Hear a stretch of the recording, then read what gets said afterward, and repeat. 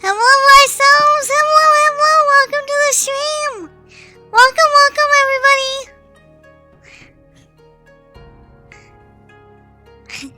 Sorry for the late start.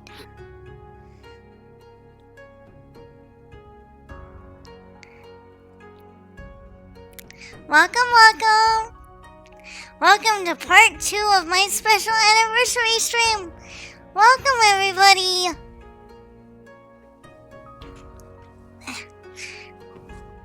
There we go.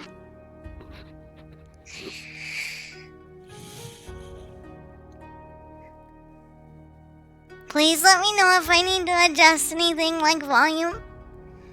As always,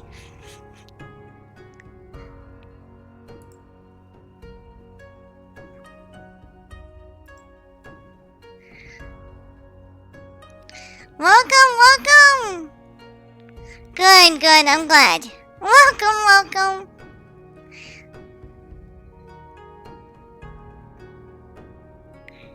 So we're gonna be finishing up my lure today. Oops, okay, I just remembered one thing I need to put on. I need to put on my closed captions. Whoops. I hear something, hold on. Thank you for the cheer, zombie, thank you.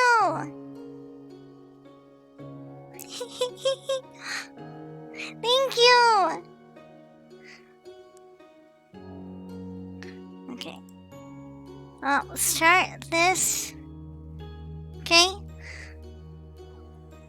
My closed caption should be working now. If anyone needs them, of course.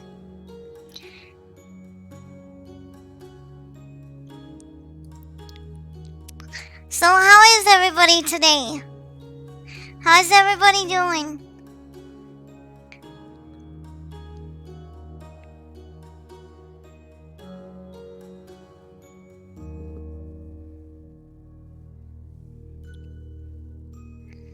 I'm doing pretty good.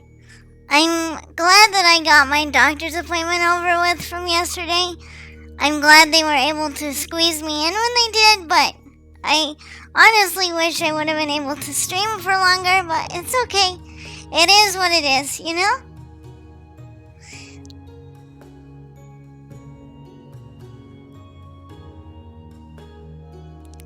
Yay! Yay for working bathrooms! Yay for not having stuff in the shower that shouldn't be in the shower! Yay! The tub is still slow to drain, but I'm working on it. Well, at least it's just the tub kind of acting up. At least it's not like the other nastiness that was happening before.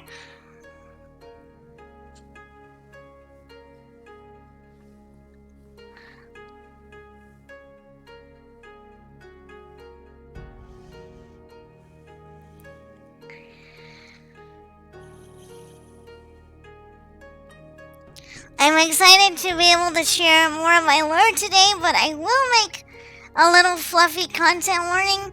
The next part of my lore is it's gonna be kind of emotionally, now I'm losing the word I wanted to say. It will be kind of emotionally charged. Yes, new emotes. Some more emotes, and a rename for one of my previous emotes.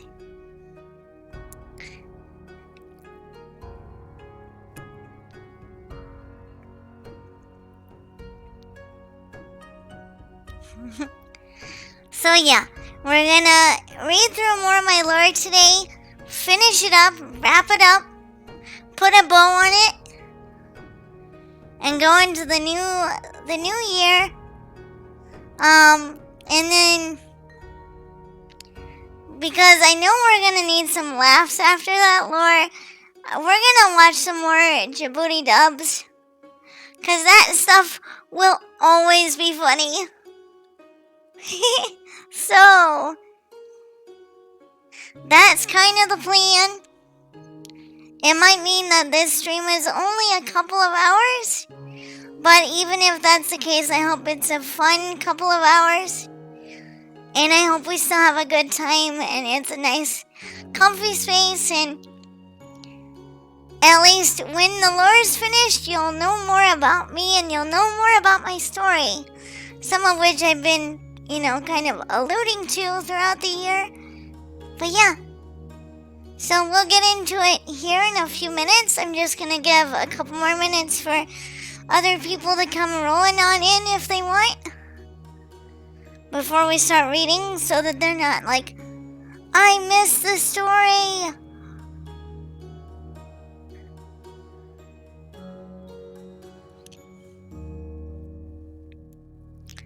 I could have sworn I put part 2 in the title of today's stream, but OBS just decided nope.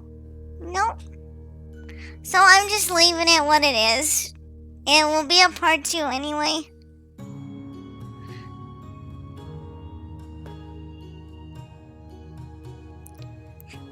Give me her pets. Gib.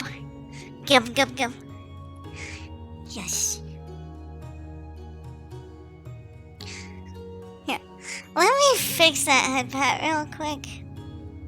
I don't know how I got moved. Well, let's fix. There we go.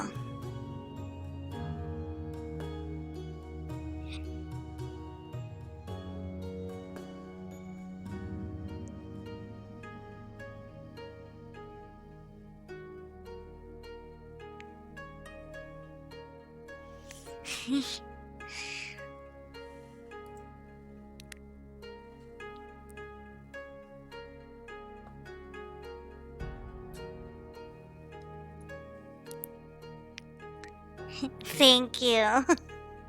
Thank you.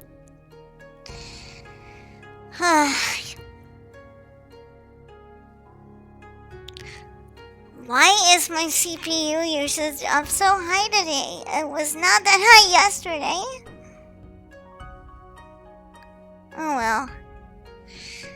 Hopefully we don't have any problems during stream, because if we do, I'm gonna be irritated if we have problems during stream. So hopefully we won't have that happen.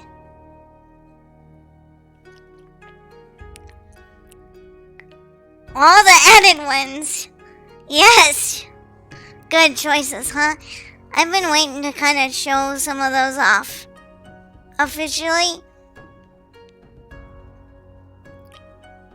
Some of them are kind of older emotes, like the one where I'm sleeping in my bed, like...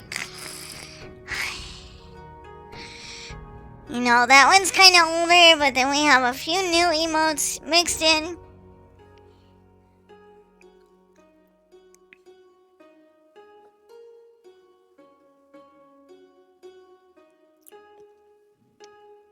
Okay, I'm gonna wait till around the 15-minute mark on my end, and then we're gonna start on lore.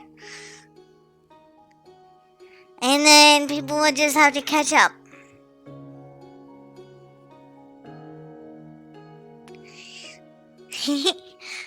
Hello there! Welcome to the stream. Glad you could make it. I'm glad you could join me and the rest of the floofs.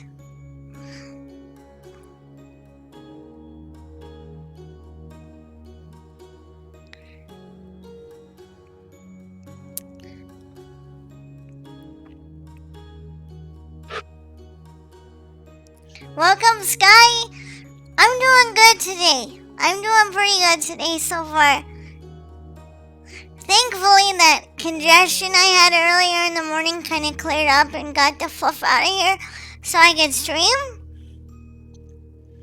Hopefully that means we won't have too much respiratory whatever going on today.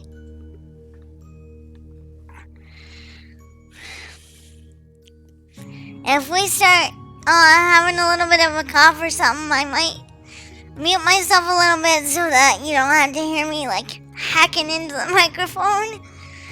Other than that, we should be okay. How are you doing today?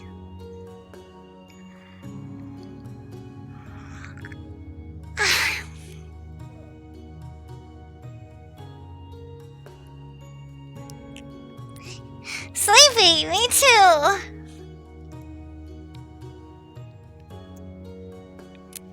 But what else is new? I'm always a little sleepy.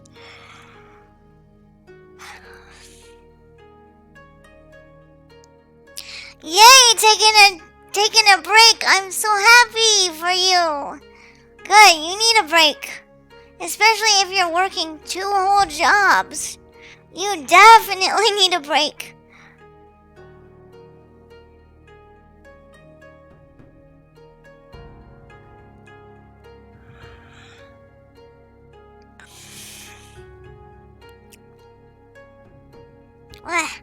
I keep forgetting that this more expressive version of me actually knows when I'm yawning.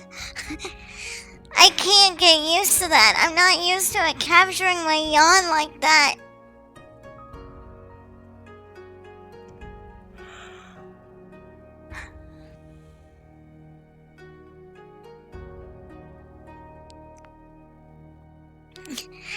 Thank you. I'm glad me being sleepy is cute.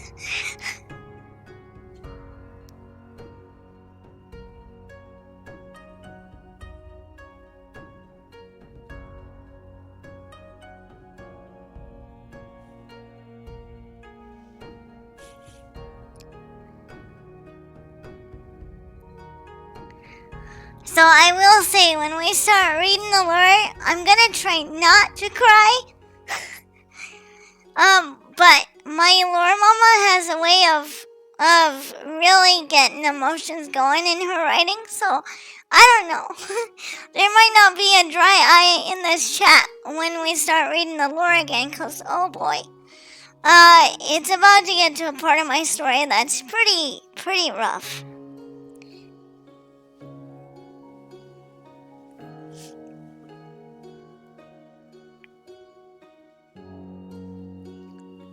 But it's important, and it's an important part of my story, even though it's gonna be a tough part.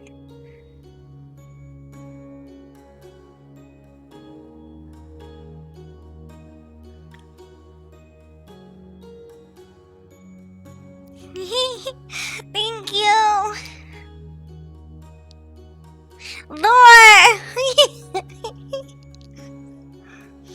The lore!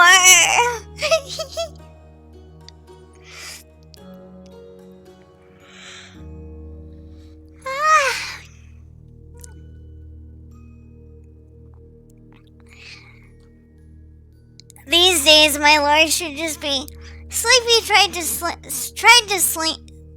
stream, got sleepy instead, did a sleeping stream. The end.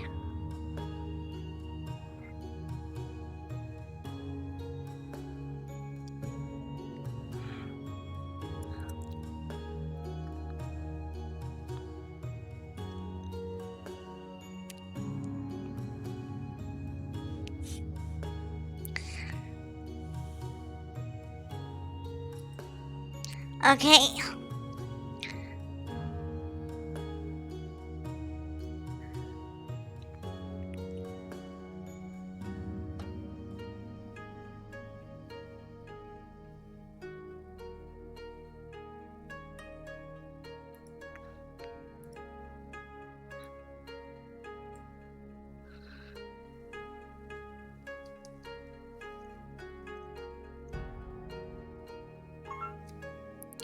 Just turning on my other screen here in case my ability to read chat in my normal setup gets fluffed up. We're putting on the other screen just in case. And then we'll start reading.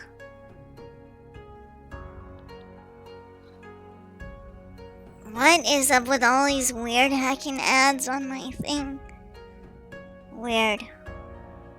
For things I'm not even interested in. Thanks, Amazon.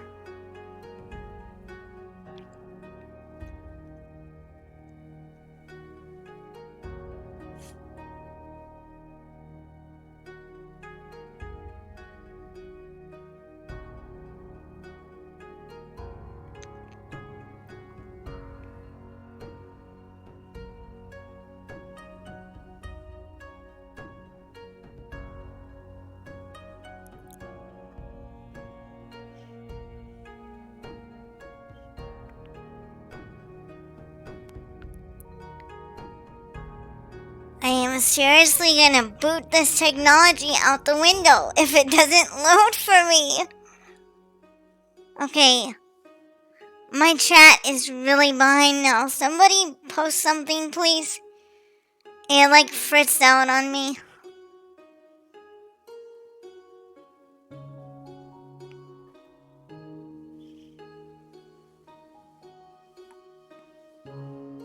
Okay, I see Wags. I see a Blinky Dance.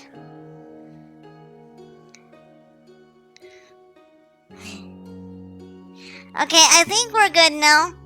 I think we're okay now. Okay, so where we left off in my lore yesterday was basically my dad tried to put me in a weird magical girl Neko outfit, and there was all sorts of weirdness. I saw a story where a 4-year-old boy stood up to an entitled woman who was mean to his uncle. He called her a mean, nasty, bad person. Good for that little kid, man. Props. And so where we left off is I had that really weird experience in that cat girl outfit. And basically that's where I got Mr. Shiny from, is from like the need to protect myself and deal with weirdos. And then basically I went in for a nap. And so we'll just pick up from there. So it says, I dreamt of Mother, what kind of person she might have been, how she might have reacted to the situation. But my nap wasn't uninterrupted. Sometime later, loud thunderous bangs came to my door. Dad. Literally busting the lock on my door, he stormed inside, letting me have the full force of his anger. He made it clear that he expected me to play my part. Whatever role he desired, that's what I would play. If not, I wouldn't be getting any of my favorite baked goods. And I wouldn't be having any time to myself except to sleep.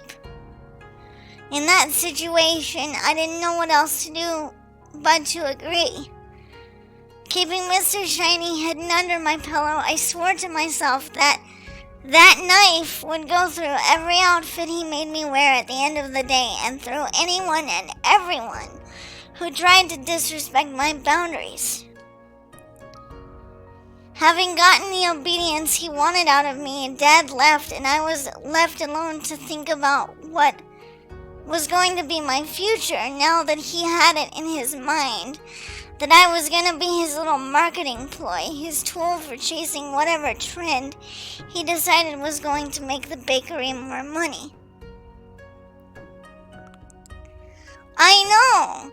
Well, my Lord Dad was not a very good dad, and some of this is based on some of my own experiences. So there's a blend between real world and lore world. So then we have a passage of time marker, some stars, and it says, true to his word, Dad wasn't done making me put on various clothes and personas. Shortly after the initial magical girl incident, he decided that he was going to do another version, except now it was the little girl magical version, where my name was Lottie and I had to wear things that an even younger version would wear. I didn't want to be Lottie either, but I had no choice. On went the colorful clothes, the little hair accessories, and the quote-unquote baby voice I was required to speak in. I had to wear fake ear and tail sets for this too. And the samples were bubbly soda and rainbow sprinkled birthday cake pops. Don't mess this up, Lottie, said Dad, already referring to me by that name. Again, he was busy placing promotional materials featuring this younger version of the same magical girl he'd made me roleplay as a month or so ago. We have a chance to really capitalize on the interest in young magical girls, he said. It will mean more sales and more features for the bakery in local ads. I want to try to get us in the top 10 spot.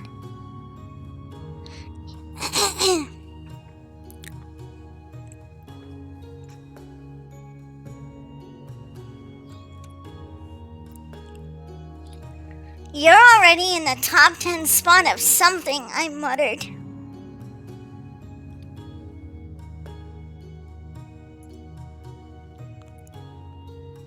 Under my breath, knowing he wasn't paying attention.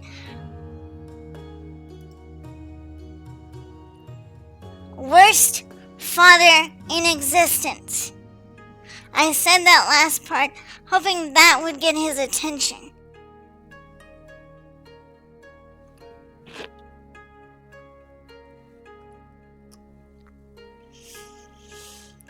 It didn't, of course. He just kept laying out his promotional materials and giving me the usual sign to wear, samples to hand out, and lines to read. I gave up trying to get him to pay attention to me over his precious internet and went on with the day's work.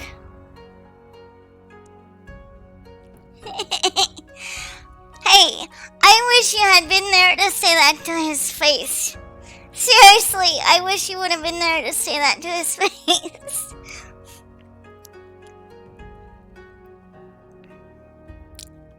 As before, my childish outfit and mannerisms attracted all sorts of customers from the usual and all sorts of attention I didn't like.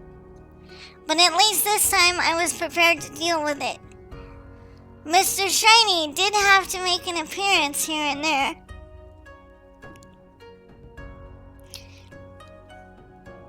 When the offender made a joke about not being old enough,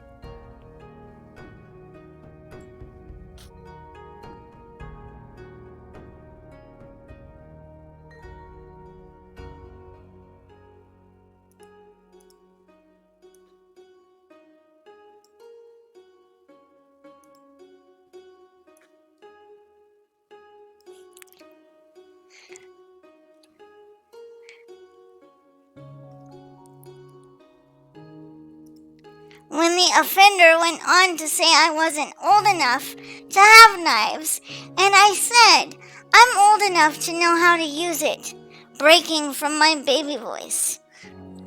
I hated every minute of the scheme and wished I could blow up Dad's phone or whatever he was using to find these so-called trends.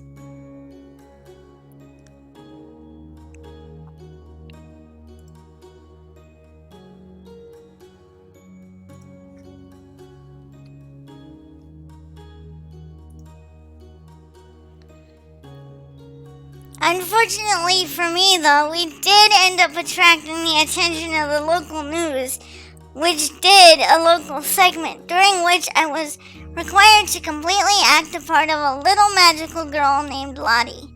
I even drank a little juice box cutely with both hands when someone from the news crew asked me to do it, and then talk about samples. To Dad's delight,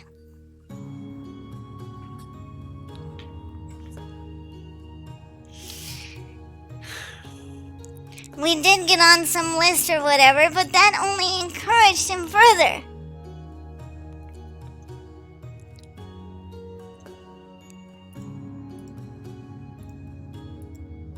But not before I cut that little magical girl outfit to pieces.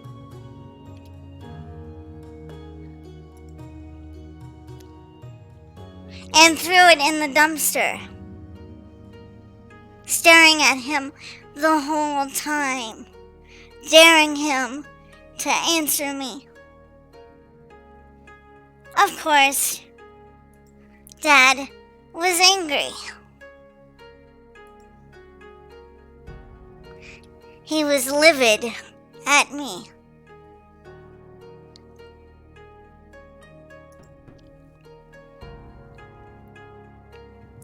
Sakura, he said, do you have any idea how expensive those clothes are? Do you have any idea how much I spent on all of that? He pulled at his hair, and I was surprised when huge tufts of it didn't come out of his scalp. Do you have any idea what this is going to do to my budget? Now I have to find a way to make more money to recoup those costs. Plus how much it's going to cost me to redesign everything. I leveled my eyes at him, squinting. I honestly don't see the problem. You would come up with a brand new idea anyway. You always do. You are going to pay for those clothes, Sakura. You are going to pay for all of this commission work I have to get now. I looked over my shoulder at him as I rolled away. I think my discomfort and having to deal with creepy people, even when I'm exhausted, is payment enough. You owe me for putting me through this.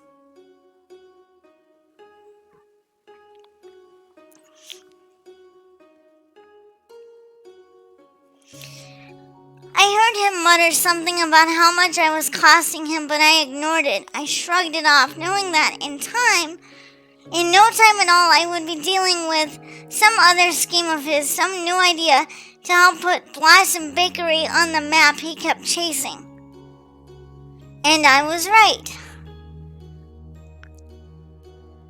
Around another one of the big holidays where lots of families feast together, he unveiled the young version of me, as the next thing. Since the little magical girl was so popular, it was disgusting the way he used pictures from my own childhood as the promotional material. Some of these pictures I'd never seen before, and I didn't even know had been taken. Of course, I had to swallow everything. I had to swallow all of my feelings and everything I wanted to say and go along with it. Because at least I got to play myself for fuck's sake. I hate to admit, but I was at least a little less uncomfortable with this particular situation, seeing it was still me, but I was still grossed out. Nothing about me was treated with any dignity whatsoever. My whole childhood with him was now out for display and only to sell more things from the bakery. The only favor he did me was to have an ongoing special on melon bread, which was my favorite dish. For this, he did make it taste like cherry blossoms in honor of me, but it didn't really make me feel as special as it should have. As with the other outfits, this one also met the knife at the end of the day.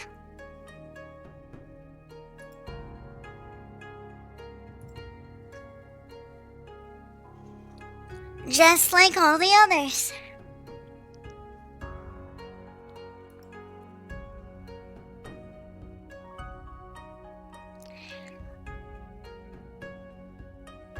As well as an outfit that he dressed me in as the Christmas season rolled around. One of these outfits was a revealing cozy reindeer outfit, while the other was nicknamed Santa's Little Helper, and was just as red, white, and skimpy as anything in a holiday episode of a sexy anime.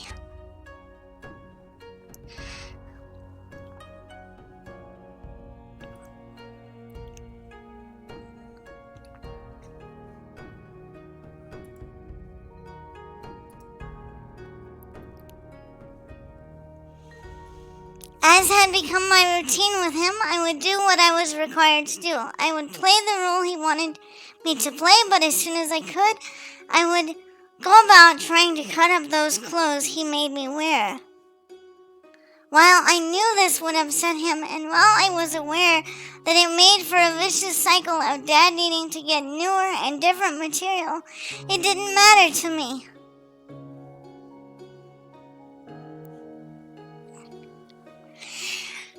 No, absolutely none whatsoever.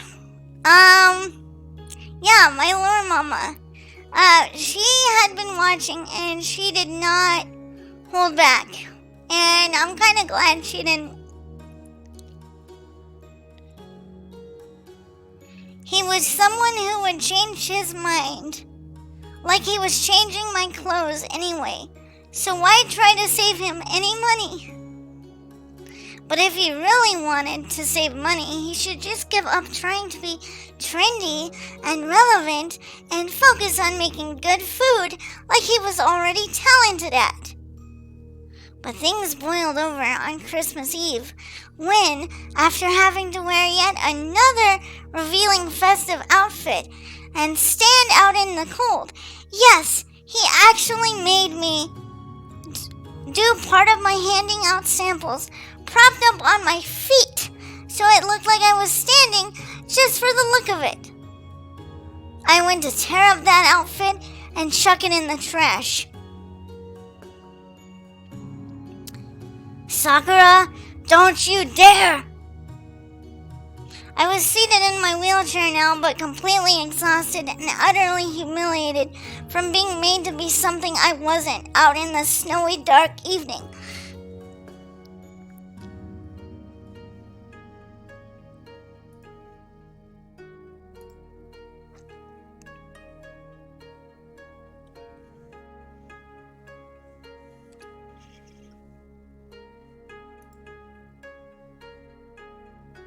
I had the knife ready to go at the neckline of the dress, ready to cut it down the middle. I'm gonna do it if you're gonna make me stand out there like some normal bimbo just to get people to ogle me. Sakura. He actually slapped me across the face, but somehow I didn't lose a hold of the knife. When I looked up at him, his jaw was clenched. He had a wild look in his eyes and something bordering on crazy. You have been nothing but a money sink, he said, since your goddamn mother left you with me. You do nothing but increase my expenses. I have spent thousands of dollars in the past few months just on promotional material, and you are content to have me keep making more. I pointed the knife tip at him, not bothering to hide the red mark on my face. You would keep changing your mind and changing all of these stupid things whether I destroyed outfits or not. You do nothing but use me. You don't care for my safety or my well-being. You don't care about my limits or what I need. You keep asking more and more from me without even bothering to give me the normal attention that dads should.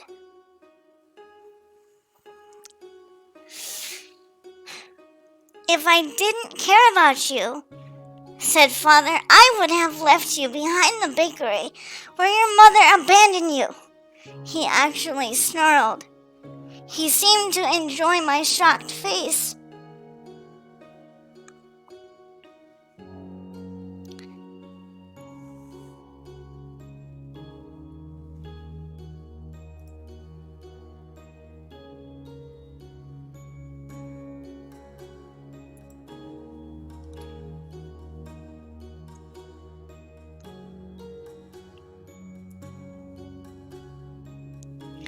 Yes, said Father, your mother didn't leave you on the front step like I told you.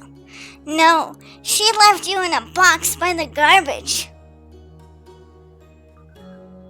Angry tears cut down my cheek, making the side of my face that had been struck hurt even more. But it doesn't matter, he said. You're going to make up for it, for all the money I've spent on you. His eyes practically burned a hole in me. And this is not something you'll be able to refuse. It's going to be the promotion of a lifetime, Sakura. To my dad, I was nothing more than a living, breathing list of expenses. And to the mom I didn't even know, I was nothing short of garbage.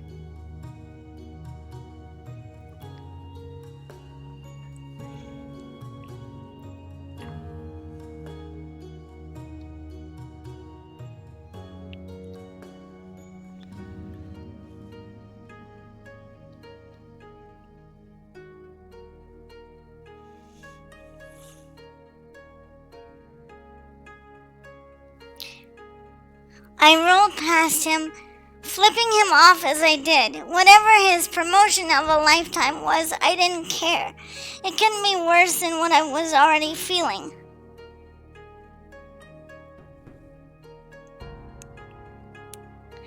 I rolled to my room, barely able to see where I was going because of the tears. I ran into walls and doorways on the way, feeling shaken. I didn't know why, but my stomach felt filled with ice. My heart felt like it was going to flutter out of my chest or dissolve on my tongue.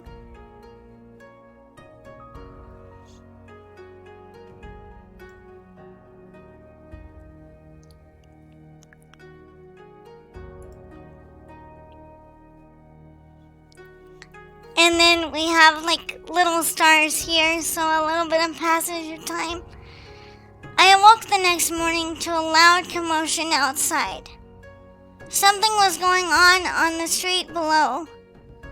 Uncharacteristically, I sat up in bed and swiveled my head and ears in a direction to listen. I heard Dad's voice. He was saying something. I could only hear the last part of it as I listened. Wait, today, a once-in-a-lifetime opportunity to have a piece of the bakery with you always. In the bit of silence that ensued, I quickly moved to set myself up more and get dressed. Because of it being Christmas, I fully expected whatever Dad was going on about to be about the holiday, some special only during Christmas deal, as most businesses did, as we typically did every year. Immediately assaulted by the cold, dense air in my room, I resisted getting out of bed. But when I heard Dad start calling out again about this once-in-a-lifetime opportunity and a super special giveaway, I knew I couldn't stay in the covers. I forced myself out of bed and to my chair and over to my dresser drawer, where I grabbed one of my most favorite and warmest dresses. Being made of thick white material and layered with a pink and lavender underskirt, it was the perfect dress to accentuate my hair, which also had lavender and pink. There were lots of ruffles and bows on this dress, and it was one of the few that matched perfectly with my chair. The dress had ribbons too, and after getting my clothes and shoes on, I did up my hair, put it in its usual twin tails, complete with ribbons and hair clips. I spritzed myself with some of my favorite perfume and prepared to face the day by rescuing Mr. Shiny from his place under my pillow and slipping him under my dress folds. While I didn't like the idea that I would need to use him after my recent experiences, I couldn't be too careful. I rolled out of my room once again, feeling some sort of sinking feeling, some heaviness I didn't have words for. This feeling only increased as I made my way to the main bakery, just in time to see and hear my father coming in from the street and ask about me. As he did, my cheeks stung, and I remembered clearly Dad putting his hands on me. I remembered the look in his eyes, wild and uncontrolled rage. I avoided looking at him when he came over to me. But the way he gazed at me, the energy in his stare wasn't lost. I saw calculations going on, but I had no way of interpreting them. "Good," he said flatly. "You're up. Just in time to help me with the promotion of a lifetime." I felt him take control of my wheelchair from behind and begin to push me out the main doors. Cold, biting air suddenly flew against my face as we exited the bakery and went onto the street. There I saw a makeshift stage of sorts had been set up, complete with a ramp. Even in the freshly fallen snow and the flakes that were currently falling, I could see and smell how recent this construction was. The wood and other plyboards smelled strongly of glue and pine.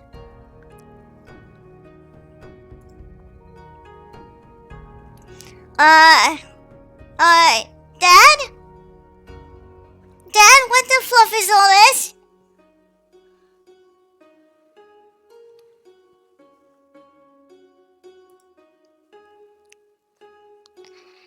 a slight sound of acknowledgement. This is a promotion, right? Another small sound of acknowledgement. So, where's the platter? Where's the special samples and stuff like that? Don't we usually do eggnog and gingerbread? I tried to make my voice sound light and cheerful, hoping he would forget last night.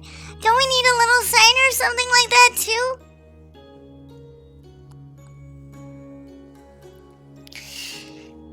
Thanks for stopping in.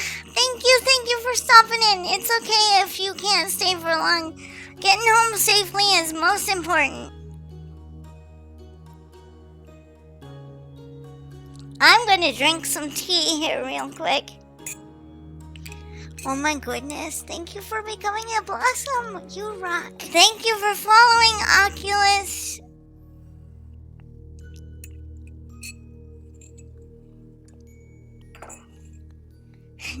Welcome to the stream. I'm just finishing reading up a bit of my lore, and you just happened to come in at probably a really emotionally charged moment. But anyways, welcome.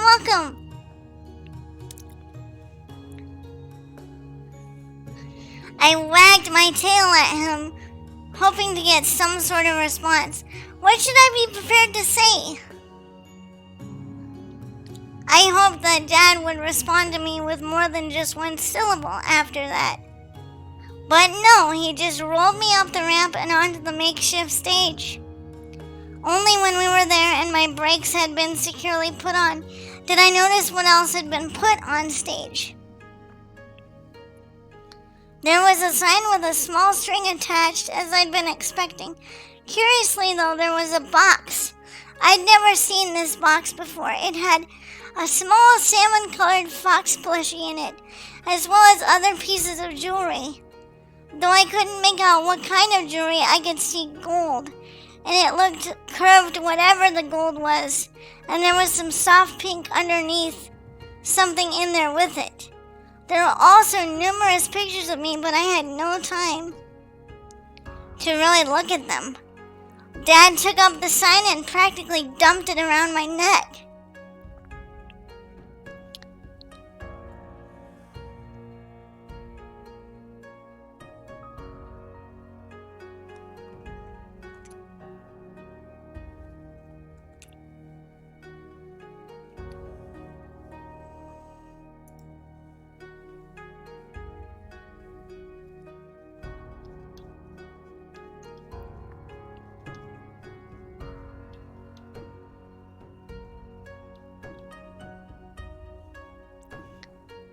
In that moment, I was really starting to get nervous. Dad? Dad, what's going on? You said there would be a promotion, but I don't understand. What's... As if some sort of sadistic spirit possessed me, I turned over the sign he'd strung around my neck. As I did, I read in big bold letters, "Take me home, your very own piece of Blossom Bakery today. Place your bids for the chance of a lifetime." For a moment, I sat there dumbfounded, stunned. I had to read the sign 2 or 3 times before the weight of the words hit me. Dad? Dad, what the fuck is this? What are you doing? What do you mean they can take me home? This is my home.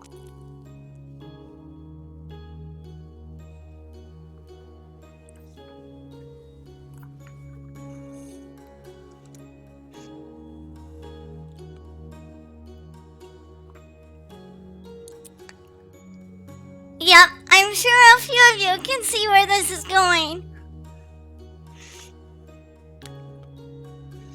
Because I did say I had to be rehomed, right? So, yeah. We're at that part. Not fun.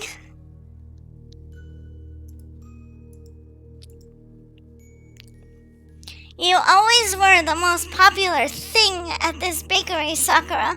So I thought, why not give my customers a chance to have you all for themselves?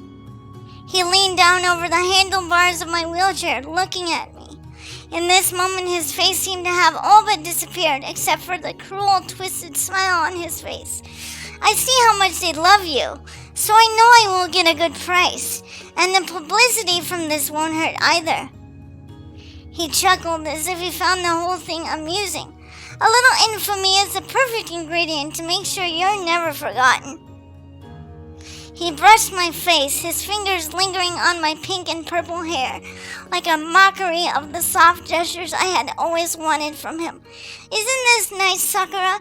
You get to be with one of your customers forever, and I get to earn back everything I spent." His hand left my face. "Maybe then I'll have the ability to expand. Change some of the living quarters into a small high-end cafe, I think."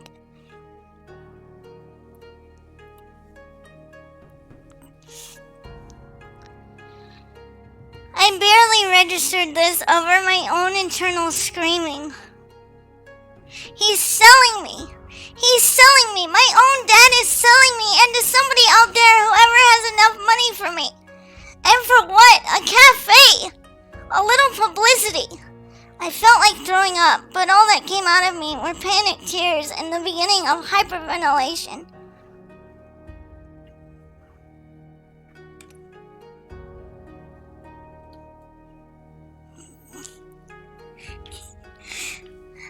Well, good. I'm glad. I'm glad that you feel that, because you should.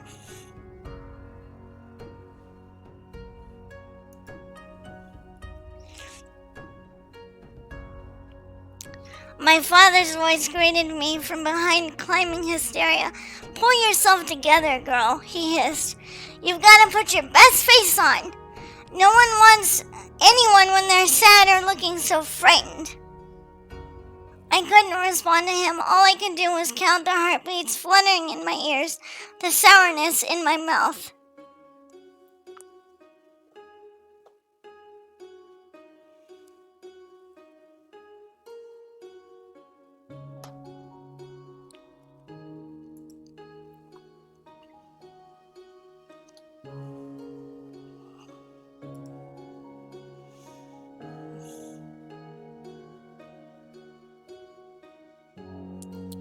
He righted himself and came to stand beside and then slightly in front of me. "Ladies and gentlemen," he said, "we have a special promotion going on today. You can take home your own little slice of Blossom Bakery by giving your favorite kitsune on wheels a new home. Yes, won't that be lovely?" He looked back at me wordlessly, compelling me to play along. Through my panic, I held up the sign and tried to smile. I put on bubbly, fluffy energy, even though I was screaming inside. "That's right," I said, trying to project my voice through the cold and the sorrow. "I'm looking for a new home. Please help me find one."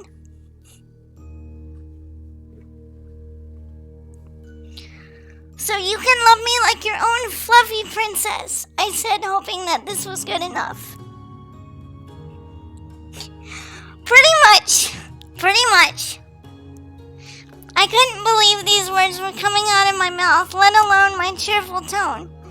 But I suppose years of being forced to adapt to uncomfortable and frightening situations, while looking like nothing bothered me, had trained me to suppress my true feelings. "She will be going to live with the person who is willing to pay the most money," said my father, as if it was the most natural thing to be doing on Christmas morning. "I will be taking offers for her until I find the amount I'm satisfied with."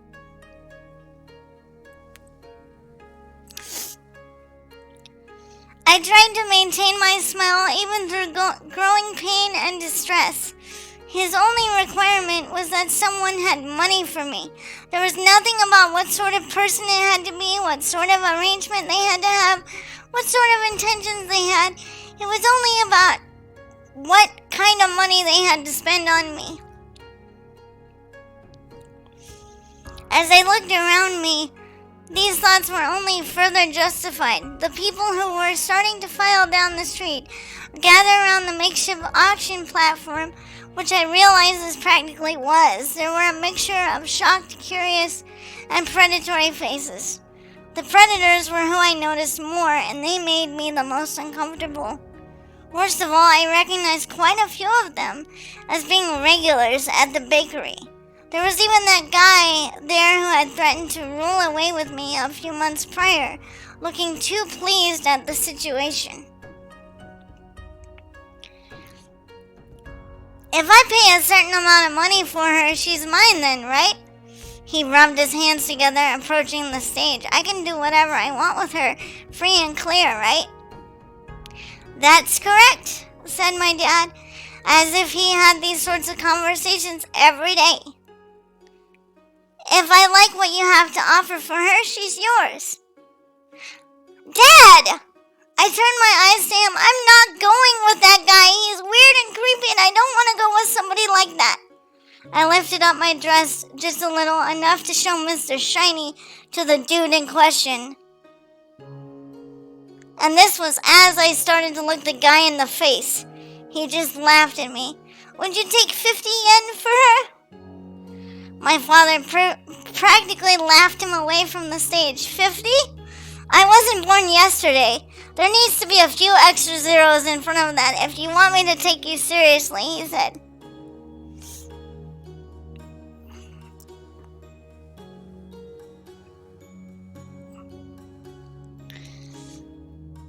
At this point, others had joined the conversation, some other regular bakery goers who were terrified and appalled by the situation. What is going on here, sir? They said. Why is she up on stage like that? Why are you selling her? Other voices joined in, expressing outrage more than confusion. No, how can you do that, sir? This is a family bakery and she's part of it. She's not a pastry. She needs a new home, he said simply. It's just business. I need to make reservations and renovations, and she needs more care than I'm willing to provide. If you would like to do something to get her out of the situation, give me an offer I can't refuse. You're her father, said a woman's voice from somewhere in the back. She's a precious flower. She is supposed to be your little princess. How can you do this? Think of it this way, ma'am, said my father. If you take her off my hands for a small fee, you can treat her as your precious flower and princess all you want. A pause. Some offers now, please. The only thing I'm going to do is offer a report to the authorities, some of the crowd said. I heard them beginning to take out their phones, dialing various numbers, but before they could do anything, the shadier, more predatory onlookers intervened. I couldn't be sure, but I thought I saw them looking at my dad, behaving with him as though they were some kind of business partners or something.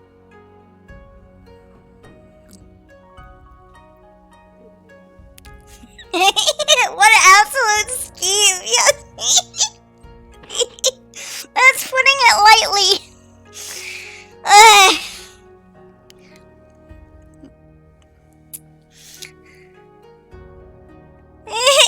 Not able, but well, yeah, pretty much. Yeah.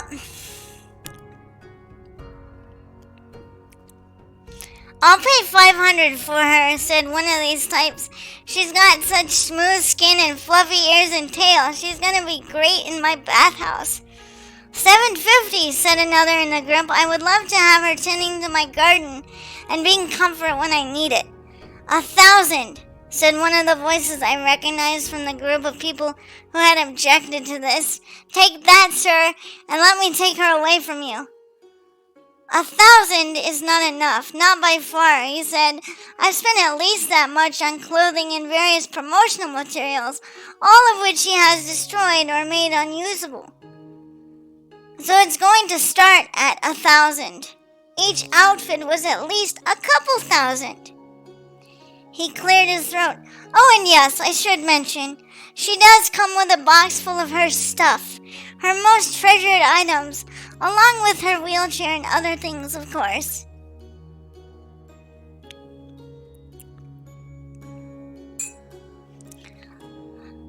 Another hydration break. This crap is making my throat dry. Hold on.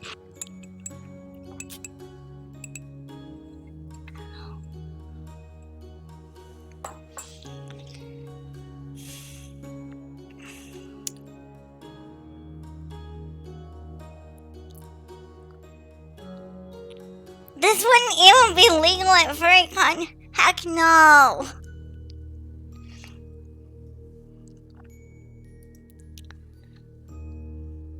Dad! Dad, I'm sorry. I'm sorry I destroyed all of those clothes. If that's what this is about, I can work it off. I won't eat any more pastries. Ever again. I was starting to cry now, beginning to understand that the threat of last night hadn't been idle. I'm sorry I caused so much trouble and ruined all that stuff.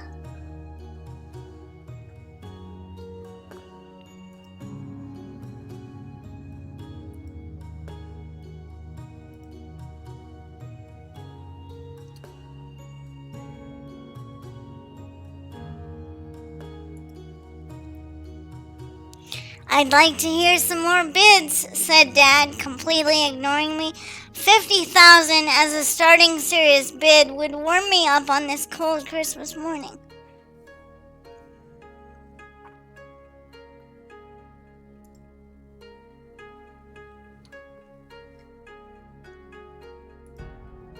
Dad!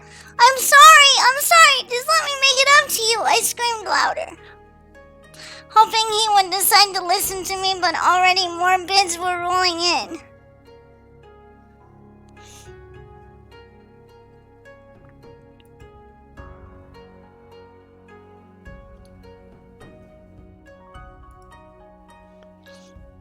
And from people with their phones out taking pictures, no doubt sharing about it online. I've got 50,000, said a young guy. I've got 60, said another. 70,000, said a woman looking sharply dressed. She would make a wonderful addition to my cafe. She's so doll-like. 70,000, asked my dad, looking intrigued by the woman. A good start, I'd say.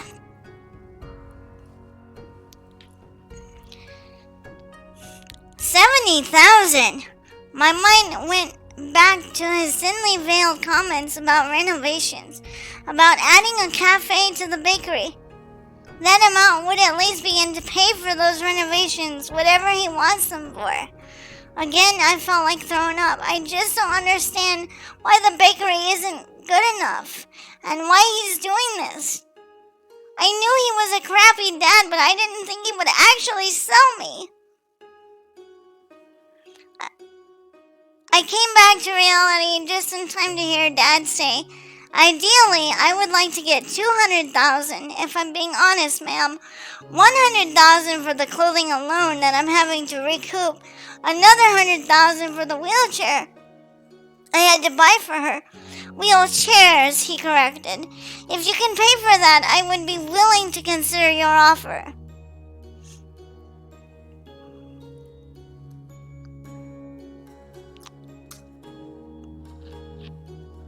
And I need another hydration break to deal with this.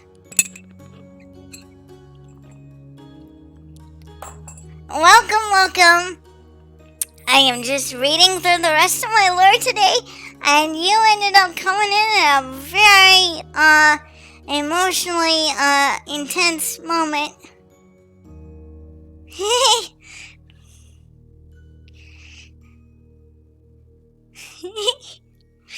Each of the scum in this needs to give me a handshake, with the effect of the handshake being broken finger. Yes. Sheesh, it's like Sakura's a slave eggy. Yeah, pretty much. It's kind of... I think my lore mama was kind of inspired by, Magus Bride. Honestly, thank you.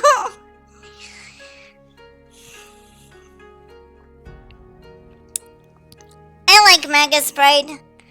I was really into the manga for a while, and I watched some of the anime. Oh no, I'm gonna sneeze. Hold on.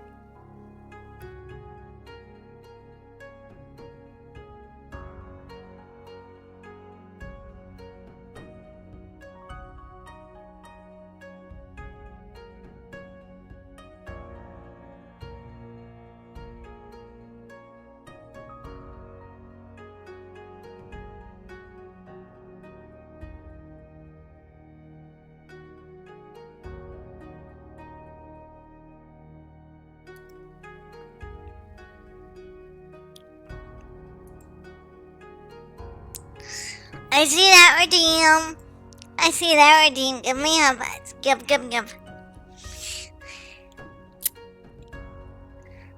I didn't end up sneezing, but just wait. Just when I don't want to sneeze, that's when I'm gonna sneeze.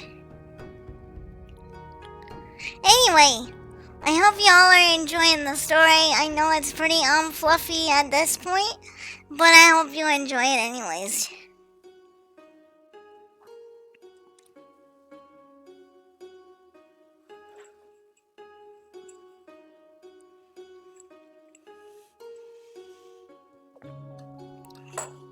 But I think it's fair since my Lord Mama did have to explain, like, why the rehoming thing.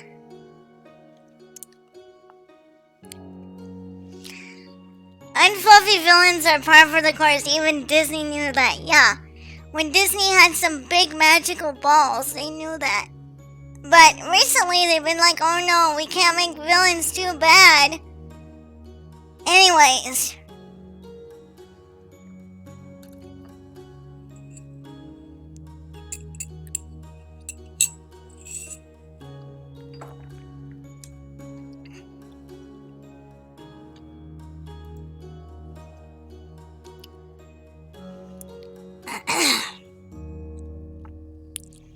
I began to tune things out at that point. Numbers were being thrown around left and right now of varying amounts. I lost track of things around 170,000.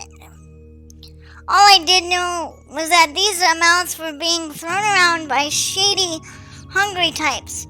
The ones who already looked like they had some sort of relationship with my father. Something outside of pastries and following trends. I was no longer listening. Instead, I was just imagining what sort of things these thugs would do to me once they had me. Was I going to be someone's slave, their doll, their decoration? Was I going to be made to serve someone's fetishes? Briefly, I imagined myself a prisoner in a large mansion by some member of the Yakuza, made to do all sorts of things. Just as I was about to resign myself to a possible fate like that, something weird happened. There was a flash of light. It didn't look like any lightning I'd ever seen, but that's the only way I could describe it. It was pure energy, and the color of foggy, chilly blue. It sizzled and snapped as it came into being, but that wasn't the strangest part. Two strange-looking people came out of the lightning-like tear, in reality, just in front of the bakery. One was a tall, proud-looking man with a dark set of horns and an equally long crimson tail. The color of his tail matched the rest of his skin, setting off his bright golden eyes. The other figure was seated on a strange floating disc, looking like a whirling sunrise sunset. She had green eyes and horns and a tail like the other, but she had small, lazily fluttering wings. She hovered over to the platform, pointing a very royal-looking finger at my father. "We will take her from you, sir. There is no price we wouldn't pay to get such a sweet, defenseless person away from you. If you are so poor and ill-equipped to care for her, then she will come to live with me and my family. We have the money and the social standing to give her everything she needs and more."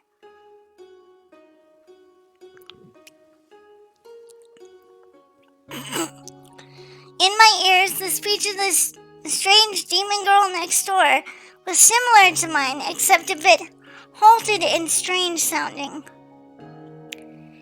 As if there was something else underneath, some other language she was speaking but couldn't understand. The taller, darker horned guy walked in front of the little demon girl next door on her floating sunrise. 10 million, he said. That is our offer to free the girl.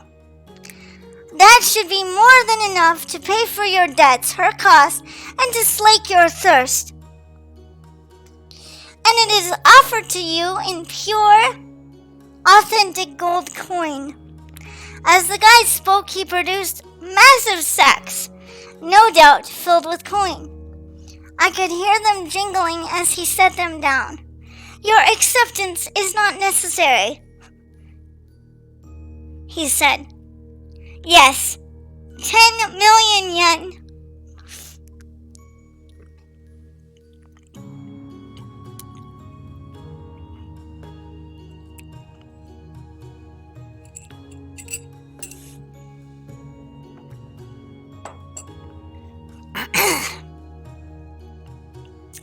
From somewhere else on that man's magic hat-like robe, he produced pieces of paper, some other objects, and approached my father. Sign these, and she will be free to leave. I'd like to conduct such business inside, if you don't mind. With a weird gesture, the guy pointed at the bags, and they started moving on their own. This weird, wobbling, jingling motion could be seen as these leather bags of gold sprouted legs and started walking on their own toward the opening of the bakery. Let's hope all the money vanishes the next day, or that he gets run over by truck-kun filled with melon bread. Please.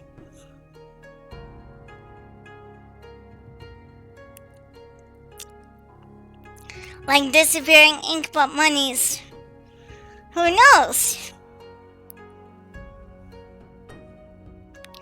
That's a lot of money.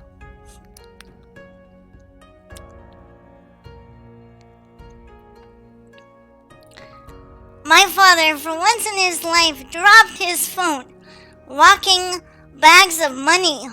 I will have to keep those for a new attraction, he murmured. The devil, demon man, whatever he was,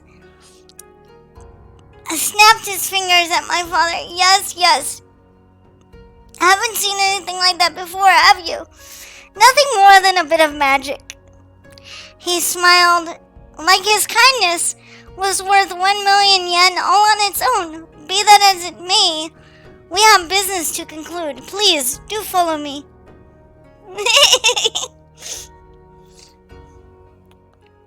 I love this. In all the goings on, I hadn't been paying attention to the other demon girl next door. I found her in front of me now, though, as the glowing of her disc thingy was hard not to notice. But she was currently addressing the gathered crowd who stood with their mouths open. Those who weren't completely flabbergasted were taking pictures and videos with their phones. The auction is over, so the rest of you can leave. And whatever captures you're getting off this place doesn't deserve to get any more fame from something like this. I saw her raise something long and thin. At first, I thought it was her finger again. But instead, from what I saw now, it was a witch's wand. Erase what you have seen here, or I will take care of it for you.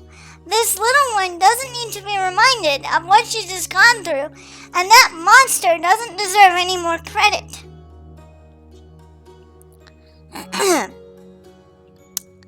When this only prompted more pictures to be taken, I heard her say something in a language, again, I didn't understand. There was a string of words, followed by a huge flash of light from the tip of her witch's wand. Almost immediately, the faces of all the onlookers went blank, as did their phone screens. Many dropped their gadgets on the ground, leaving them to crack and break on the snow and ice underneath their feet. After a few seconds, more words flowed from her mouth, and the crowd began to shuffle off and away from the bakery, leaving their phones where they had dropped them. I looked on, not sure whether to feel amazement or shock.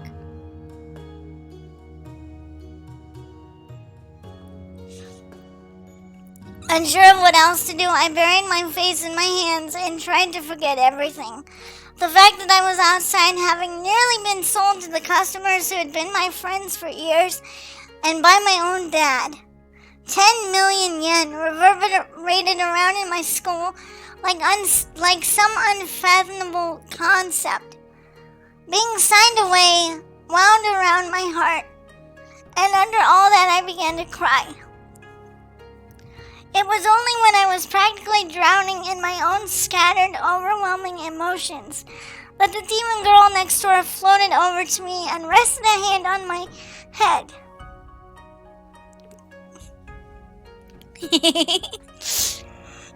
Yes. In my B style, let's go.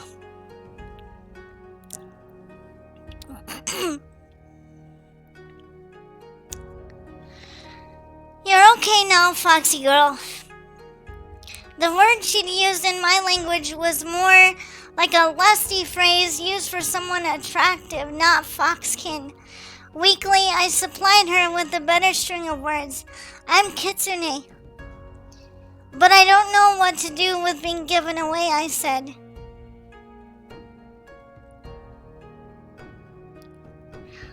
Foxkin, she said. My apologies. And I will say I am not a demon. I can sense that you are worried about that. I am Devilkin. We will not hurt you. It is a crime that you are being given away, but perhaps something good can come from all of this. She wiped my tears. In that moment, she felt much more like a handsome prince despite her braids and sweet big emerald eyes. With a weird ghostly hand, she pointed to the box next to me. Yours? I nodded, feeling sick to my stomach. No worries, bro. No worries. It's fine. Do what you gotta do, bro.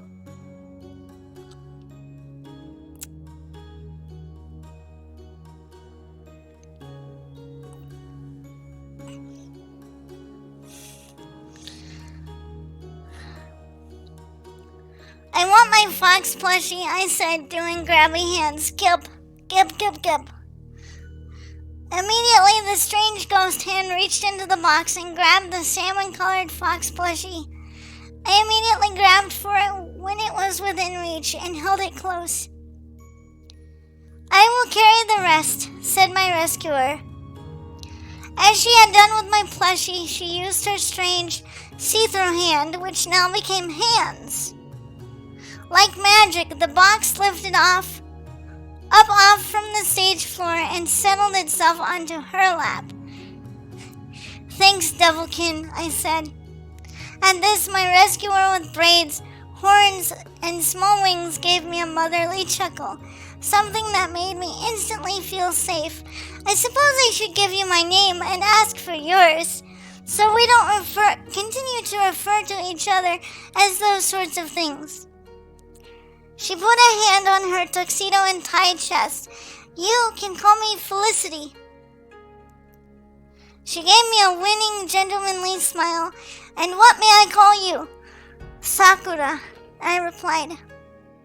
Felicity repeated the name to herself.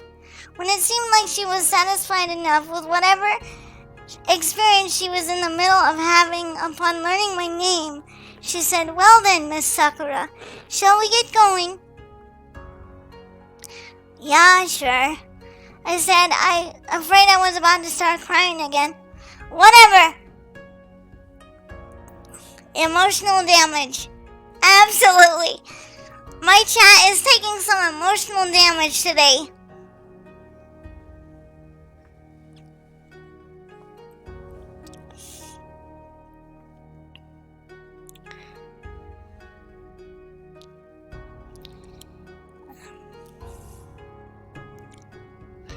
Whatever. Since Dad Fluffin sold me, there's no point in hanging around, is there? I held on tighter to my stuffed animal. Try to forget about him. Felicity's face was serious, her bright emerald eyes darkening. After a moment, her expression changed into a happy one, a smile. Out of the corner of my eye, I saw the taller Devilkin beginning to emerge from the front doors of the bakery. Briefly, I saw some glowing paper or something clutched in his hand before it disappeared in a bunch of sparkles.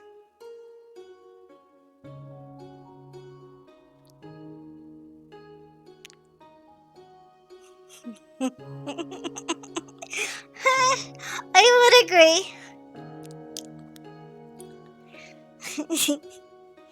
Yeah, my lord dad was not very nice.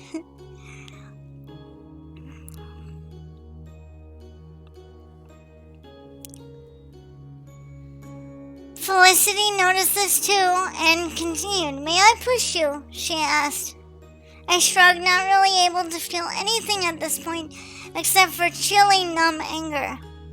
Now that I wasn't at risk of becoming some skeevy guy's plaything, all I could feel was rage toward my dad.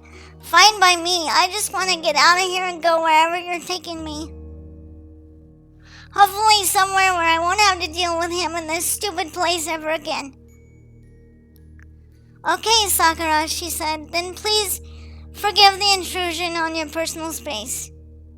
As she said this, she brought out two ghostly hands to push my wheelchair while her actual hands stayed clutched around my box. Just as Felicity managed to wheel me around and carefully maneuver me down the ramp while her disc floated behind, her taller, darker-skinned companion was fully outside. He gave me a smile. Don't worry, you'll be safe with us now.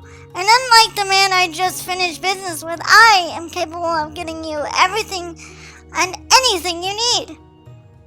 And my daughter will provide excellent company and guidance for you, little one. Under normal circumstances, I would have objected to being called little, even though I am on the small side. But after everything I'd just been through, I didn't mind or care. It just felt nice to be cared about, even if it was by this strange wealthy man with big horns. I guess he's gonna be happy now that my dad's got everything he ever wanted. Oh, he thinks he is for now, little flower, he said. These sorts of decisions are never without consequences, monetary or otherwise. Now, let's be off. With that, the man who I now knew as Felicity's father moved ahead of us, and with swift and decisive gestures, a glowing design appeared and made my hair and fur stand on end. There was something about it that wasn't just electric. It pulled at something deep inside of me that was fainter than a heartbeat. I'm glad you'll be coming home with me, said Felicity. We can have a lot of fun together, and you'll get to be your own kitsune, free to be whatever you want. I didn't respond. I simply hugged my plushie and watched as I was rolled over a magic, slowly orbiting circle, the kind of thing I'd seen plenty of times in animes. And once I was over it in my wheelchair, with Felicity hovering next to me, I felt my fur react again. This was as her father stepped inside the circle with us and began to do another series of gestures, forming protection around us. At that point, I began to feel like I was rotating, lifting off my seat, even though I was still firmly planted in my wheelchair. And then, like I was being sent off in a flash of lightning and a roll of thunder, my world disappeared from view. Any sight of the bakery or the surrounding town was replaced by rapidly circulating threads of glowing light. I felt Felicity's hand in mine and her father's on one of my armrests. And just when I thought things couldn't get any weirder, I heard Felicity's voice in my head. Don't worry, Sakura. Your life is just beginning, and it's going to be magical from here on out. And that's the end.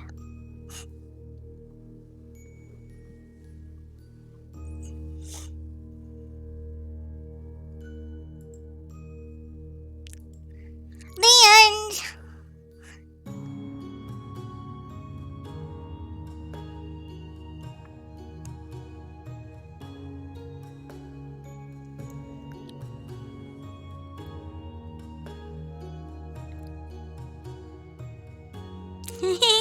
Yes. Yes, you would be correct. That ending is the reason why I'm in this castle now, but my Lord Mama wanted to leave a little bit of mystery.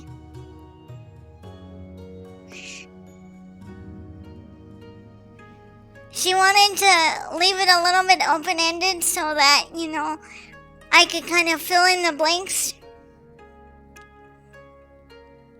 And so that when people got to know me through streaming and stuff, that I could kind of set my own tone, which is also part of the reason why I waited as long as I did to share the lore.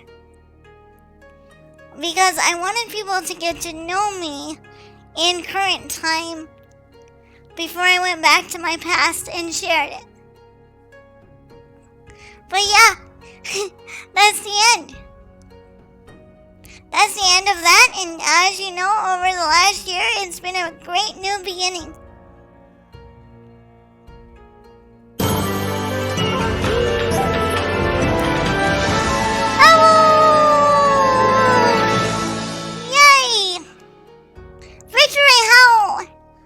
Yes, I am victorious.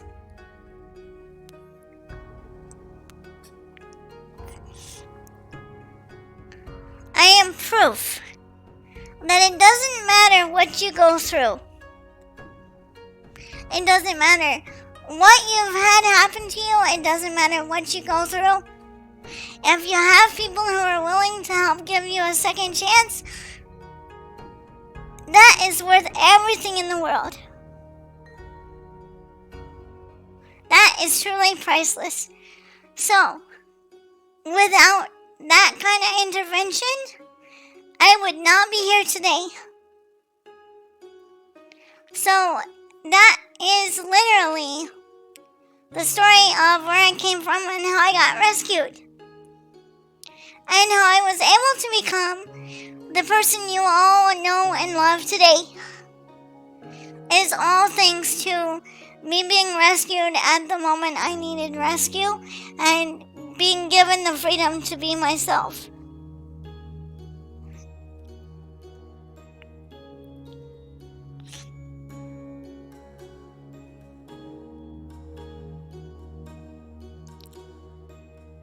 When I first read the lore that she made for me, I legit cried. I actually didn't think I was going to get through reading it without crying my eyes out.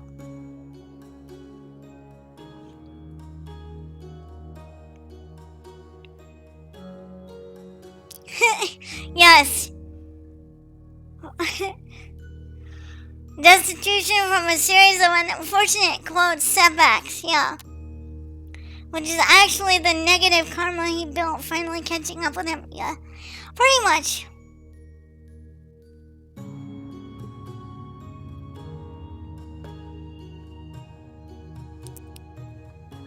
But that's why I've decided to roll on forward and not let people or circumstances like that change the kind of person that I am or the kind of person that I want to be in the world.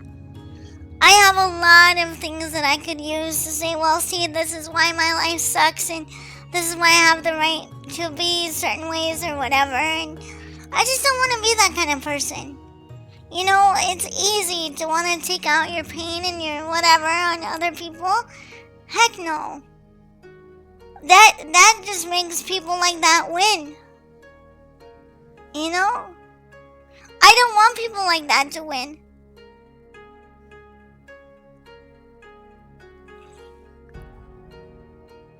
Hold on, I have to leave a scathing review for your dad's bakery. Too bad it's not there anymore. I'm glad the bakery's not there anymore, but apparently, as I have heard from, like, my adoptive family who can look through magic items, apparently he's gone off to do other things now, and he's successful. So, whatever. You know, he's still not gonna get away from what he did as much as he tries to hide. 'Cause I will never forget. I won't forgive either. But I'm gonna roll on and do my thing. Because I don't need people like that in my life. And neither do you. If you have crappy people in your life, take them to the garbage. Because that's where they belong.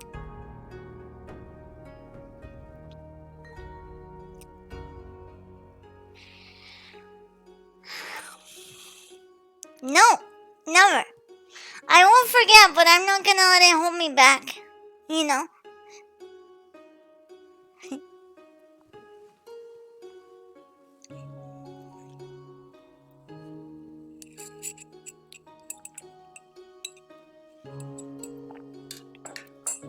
Because people like that do not deserve my fluffiness and they do not deserve my energy.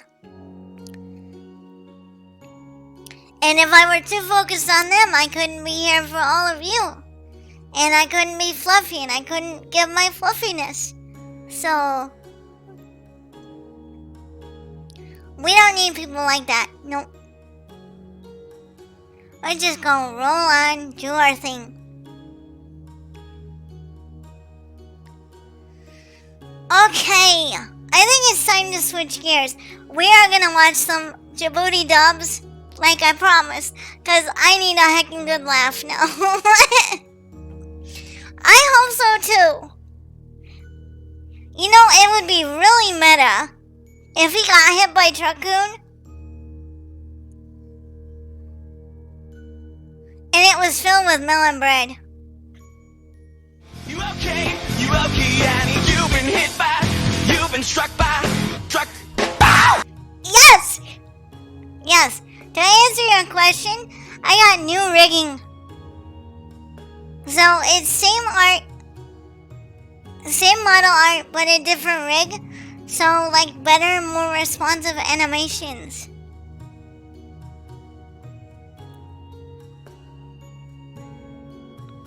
No, I did get an update. You're not seeing things. I did get an update.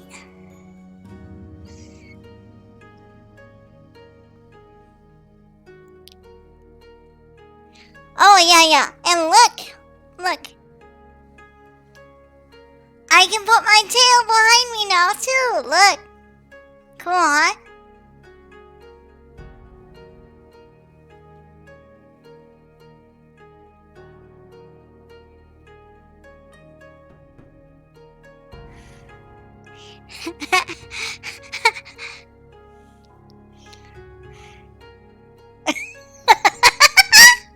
Yes.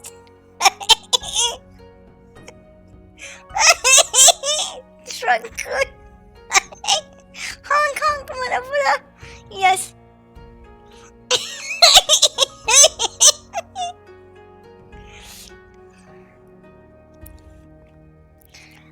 I'm actually just using the NVIDIA, what's it called? The NVIDIA graphics thing that just got added to, VTube Studio.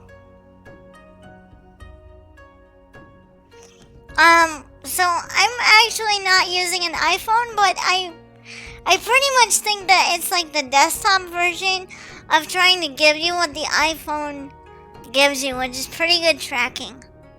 It's pretty amazing. And also I have a much more responsive rig too. I would not mind. If you want to post that link, go for it. And then we're gonna watch some more Djibouti. Because I need more of that in my life.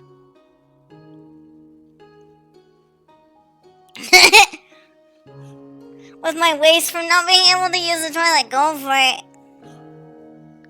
Alright, let me turn down my background.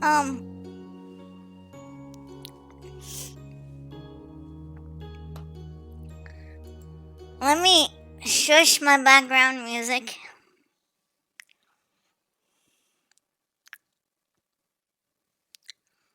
Let me also get another window up and ready for when we watch other like videos and stuff. Okay. Because I have too many tabs open on one window, so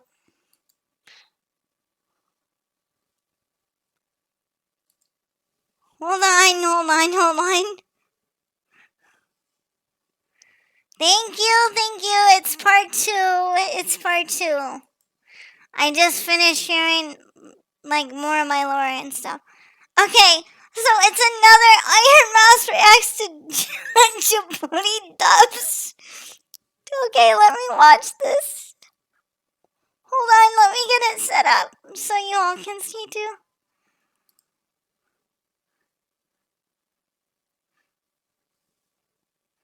Yes, I finally got that followage command up there.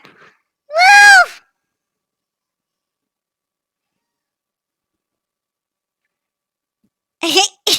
I love it, zombie.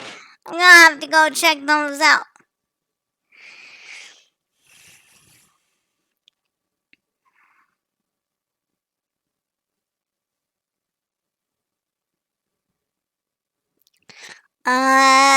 Okay. Foxo brain get distracted. Okay, this is what we want.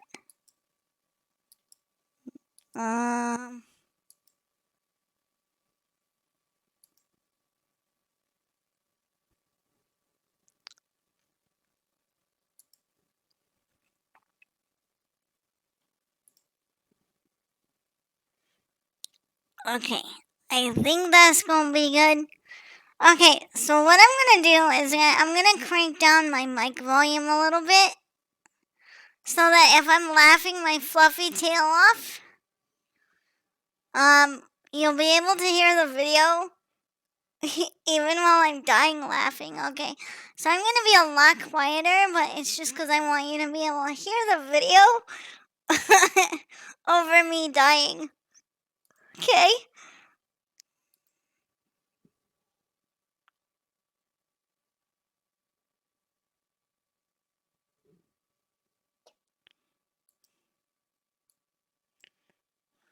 Looks like you got a bit of a tangle in your dangle. Did you know that more than 8 out of 10 hose owners die each year? Not anymore.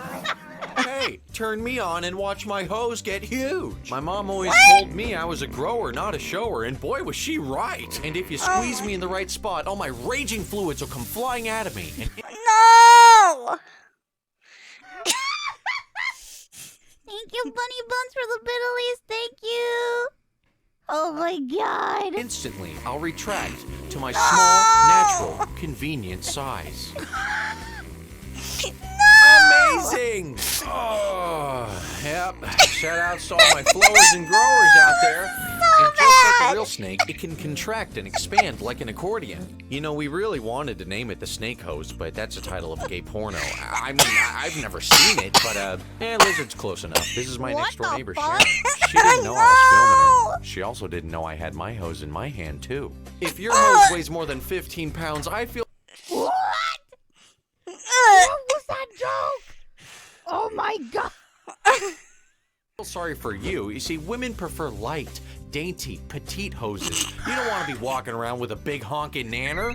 Oh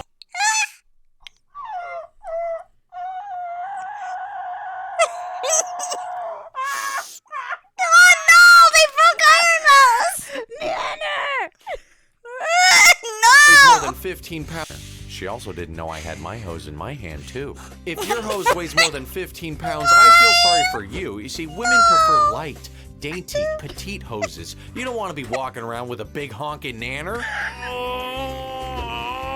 Oh, Sharon. Whoa, what's the whoa? Let's get it Okay. caught. What is this?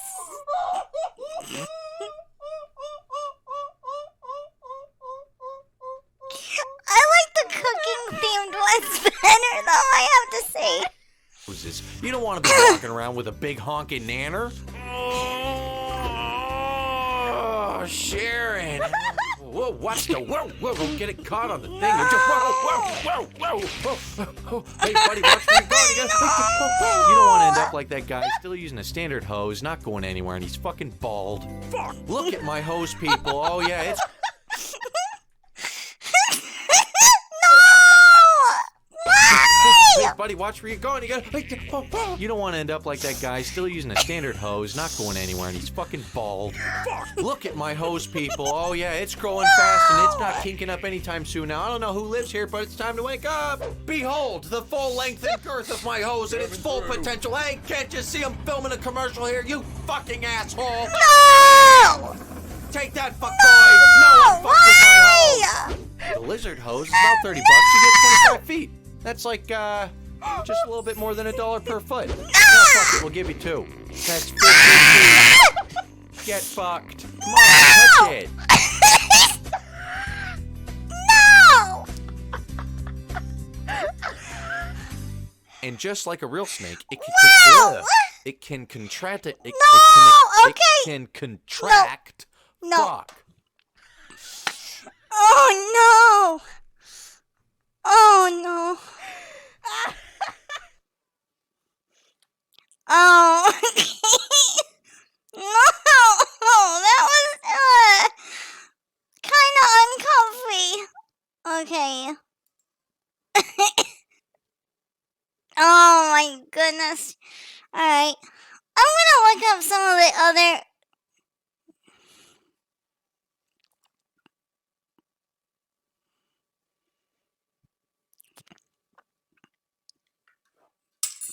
What? Almost dropped my tea. Yes. There are some more food related ones. Let me look it up.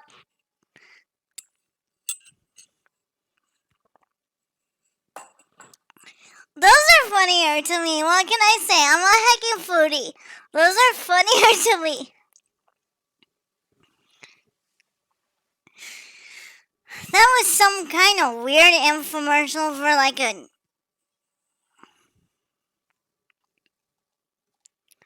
hose or something. I don't heckin' know. Let's...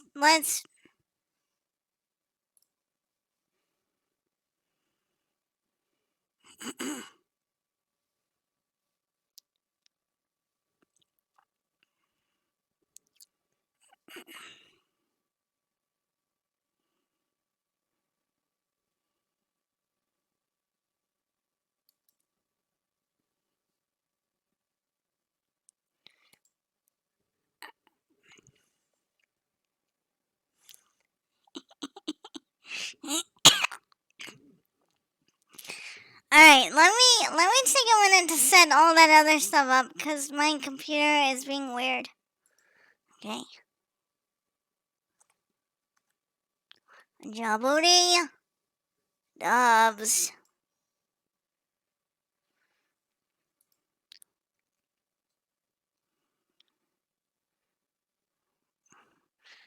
Okay. Playlists.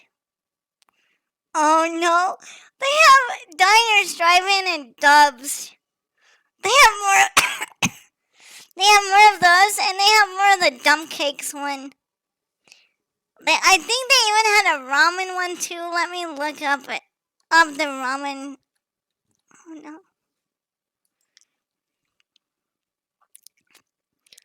Oh no, Ramen Joy Dub. Okay, we're gonna heckin' watch this. Hold on.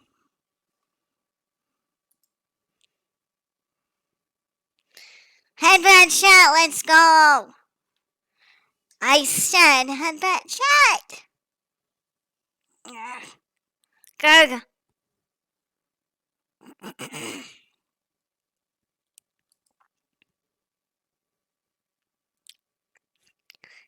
Imagine Super Bowl Sunday with that type of set. That would be funny.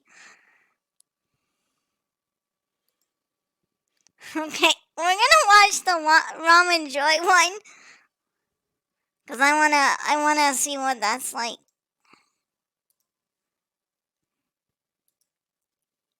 Listen, I know it's hard to believe, but all of these meals were made using Top Ramen. Really? Ramen noodles? That's right, bitch. Hey, it's your girl Kathy, and I got a new recipe book where everything is made using Top Ramen.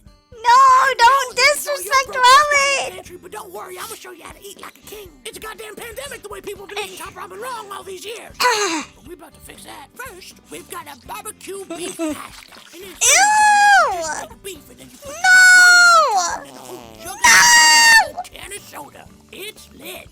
Oh, let's see that barbecue beef pasta in action. Just put a little cheese on top and no one's ever gonna know you're a cheap bastard. You see that shit right there? That ain't delivery. That's ramen. Baby. No!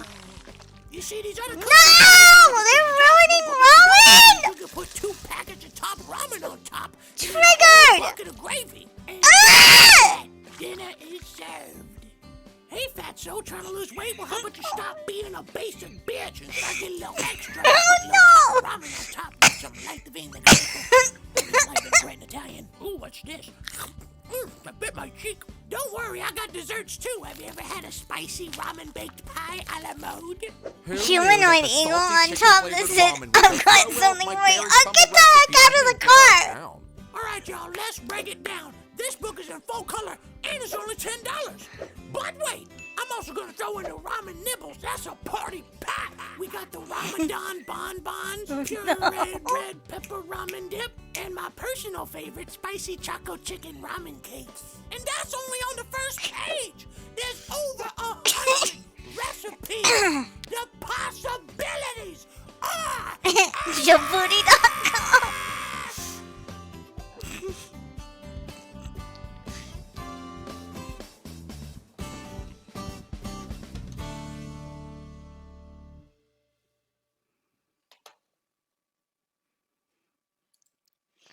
Alright, let's see. Djibouti dubs.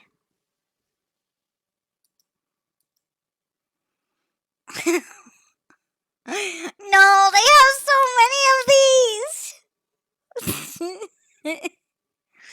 The Mega Man cartoon redubbed for 2021. What?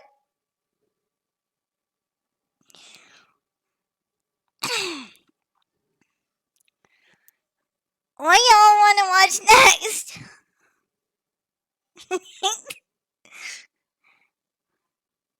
The Mega Man 1 or RoboCop? What do you want to do next? The Eagle Man. Even Ben's down like, no! Oh my gosh! That sounds like a weird commercial.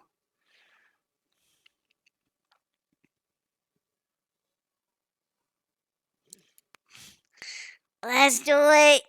All right, you big old beefaroni boys, come on out with your big old muscly veiny arms up in the air. Let me talk to the cops. I'm a pretty good negotiator. Where's your robot cop now, huh? Probably gotta recharge his batteries. Sweet merciful Recharge Hickory his Smith, baby batteries. back Jesus, we're gonna actually have to get our hands dirty here, boys. Go ahead and check that back door and lock down the perimeter. Bend over, let me see what's in your back door. Grab your No! nuts from the back. What time is for tug this? of war. What? What? Check it out, boys. All the protein we'll ever need. All They the got chunky protein? chocolate, vascular vanilla, and bubblegum bench press. It's gonna help me with my Ew. glute gains. Hey, boss, how the hell are we gonna get out of here? No worries, boys. I got the perfect escape plan. A little bit The of fireworks roast sure beef. ought to be just the thing we need to get out of here. I'm a big muscly dude. What the hell's going on? What the fuck? Entering arrest mode, loading Miranda file. Quit updating, you bucket of bolts. Just shoot him. Shove this in Quit the USB updating. port. Get him, Robo. Oh, fuck yeah, let it rip. Unload all over him, boy. Targeting mode in Rude. RoboCop, you forgot to defuse the bomb. I know, but my ultimate ability is What the ready. fuck? Stop right there. What? What? Oh, shut the car. Let's get out of here. His fleshy lips are freaking me out, man. Come on, go, go, go. His fleshy lips are freaking me out. But she just won't go anywhere. Oh. Fall over to your shoulder. Oh, fuck. I need to see some identification. RoboCop, I keep This pressing is buttons, fluffed but it up. just What? makes the timer What? go down No. faster and faster. Look. Oh my god, I can't even with this thing, RoboCop. You think you can hack it or something? We only got like 10 seconds before we all die. Activating thermographics. This appears to be a bomb. Normally, I would Convenient. have to reverse Google image search the serial number in order to find the make and model of this bomb so that I may properly deactivate the bomb. Or, I guess I could just... Oh my god. Yeet. Was that a Kaboom. Guys, evil guys, no match for me. Singing this song, yeah, it's copyright free. Evil guys, evil guys. Evil Where you guys, gonna evil go? guys. What? The- Way to go, Okay. little dick. Locking up all these bad guys. You're making the other officers on the force look kind of lazy. Now hold on a minute. What do you mean lazy? How am I supposed to compete with this guy? He's throwing bombs in the air. Officer, do you have a problem with the way in which I'm executing my tasks? Innocent lives could have been lost. Scanning your emotions, I can see that you are growing jealous of me, aren't you, officer? Hey, I didn't consent to you scanning my emotions, RoboCop. Using Scanning. my thermographic vision, I can see that your penis is tucked between Oh your my- legs, much like a dog when it is scared, and you also have a lower back tattoo that reads Captain of the Pussy Patrol. Scanning my emotions is one thing, but scanning my What genitals the is against fuck the is HIPAA any law. of that? whatever it's called. Hold on, all right? He's just spitting facts. You can't hate on RoboCop just because he's an ice-cold motherfucker says it like it is. Now, if there's This is anybody who getting should be in weird. trouble, it's you, Miss Lewis. What the hell are you doing walking around with all that ass? What the hell Yeah, is you it? know, RoboCop and I have been busting down a lot of bad guys, so we should probably get back to it. Gentlemen, Okay, this is I weird. got that tattoo a long time ago, okay, Lieutenant? Before I swore myself to the badge, I was the This is the butt-clapping 80s. captain of the Dun Pussy dun Patrol. dun. Within the world of omni-consumer products, there's just no room for RoboCop. Everywhere he goes, he leaves the city in ruins. And let's be honest, it's fucking weird that he has a cold, dead human face. Oh, no, actually, that's where you're wrong, okay? We did a lot of research and surveys, and people prefer human face because it's much more relatable. I think you'll be quick to change your mind once you witness the power of my enforcer bot, P3N1S. No. 2, 3, No. 1. No. We can't possibly work with this man. Enough. Every scientist has the right to name his robot whatever they please. Robot? Let's hear the man out. Thank you very Robert? much. Now, if you'll all please pay attention to the screen here, I've got a simulation running that will show you just how powerful my P3N1S is. Really? okay, now you can go. Harold, you've done some fucking stupid shit before, but this takes the cake, all right? First of all, you never compliment me. Redeem stretch. Let's go. How could you possibly throw up all over a newborn baby Stretch. and then you shit yourself, Harold, and then you Stretch. shit yourself because the car smells like fucking shit. Mother always brings that bologna cake, and it smells so goddamn bad I can't help but throw up and shit everywhere. You are over the speed limit, so you must die. Wow. Everyone calm down. I brought the tasty gems. Hello there, Mr. Robot. Can you please stop killing people? What is that funky sound? Talking to you, robot to robot. Power down, let these people go home. Please refrain from dancing in the middle of the street. It's No. illegal. That was awesome. No, I That can dance robot when I cop want really it. knows how to carry a tune. Why doesn't your robot sing songs? Sorry, sir, I didn't realize that music was so powerful in the tech space. I'll get back to the drawing board and start drafting up catchy pop tunes.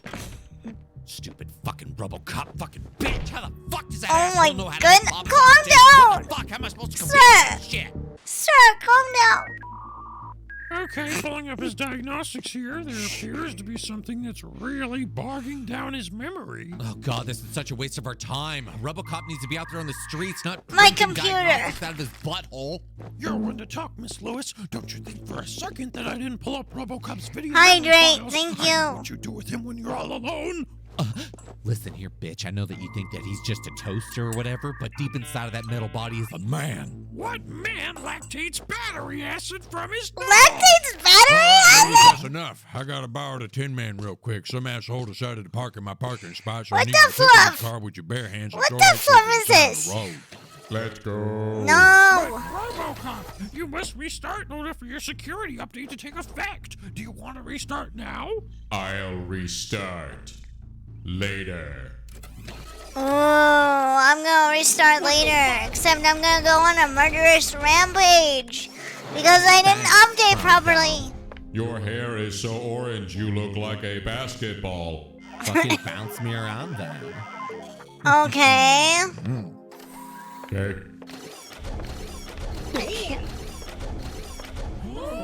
Well, I didn't know this one was gonna be heckin' lewd, bro.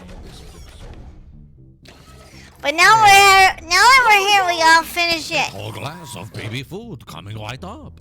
Thank you. Tall glass I of forgot to put baby on food? deodorant. So if you could just go ahead and shut off your nose functionality for tonight, that'd be perfect. Thanks. I can feel people staring. Oh, well, let those fucking idiots stare, RoboCop. They're just jealous of what we got going on. Now, could you go ahead and use your X-ray vision or whatever it's called to look inside of me, because I was gonna get a cleanse, but I don't want to get one unless I need one because it's like mega diarrhea.